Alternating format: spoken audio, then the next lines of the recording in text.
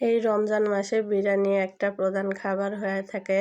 কারণ আমরা ইফতারের পরে ছোলা বুট খাওয়ার পরে কিন্তু বিরিয়ানি অথবা খিচুড়ি না হলে হয় না। তাই ঝটপট এইভাবে গরুর মাংস দিয়ে বিরিয়ানি রান্না করে নিবেন। যেরকম গরুর মাংসের মসলা দেন সেম ভাবেই মসলা দিবেন। আর এখানে আমি একটু বাদাম, কিশমিশ আর পেঁয়াজ এক্সট্রা করে ব্লেন্ডার করে নিয়েছি, সেটা দিয়ে দিলাম। দিয়ে আমি এখন আর এখানে বিরিয়ানির মসলাটাও আমি ব্যবহার করছি, সেটা দিয়ে মসলাটা সবকিছু দিয়ে আমি প্রেশার কুকারে একটু সিজ দিয়ে নিব। কারণ মাংসটা বেশি শক্ত হলে আমার বাচ্চারা খেতে পারে না, সেই কারণে।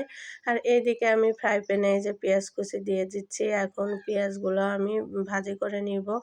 আর এখানে এলাচ, দারচিনি, লবঙ্গ, গোলমরিচ আর একটু কিশমিশ দিয়ে দিলাম। কিশমিশ দিলে খেতে কিন্তু ভালোই লাগে, একটু মিষ্টি মিষ্টি ভাব হয়। আর এখানে এই যে দেখেন পেঁয়াজটা হালকা বাদামি হওয়ার পরে আমি পোলার চাউলটা ধুয়ে ছেঁকে রাখছিলাম, সেটা দিয়ে দিলাম। দিয়ে এখন চাউলটা বেশ কিছুক্ষণ ভাজি করে নিব। আর চাউলটা ভাজা ভালো হলে কিন্তু পোলাও বা বিরিয়ানি সবই ভালো হয়।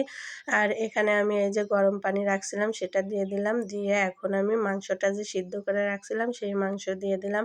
এই মাংসের ভিতরে আপনারা টক দইও ব্যবহার করতে পারেন। আমি টক দইটা দেইনি, কারণ আমার বাচ্চারাও পছন্দ করে না।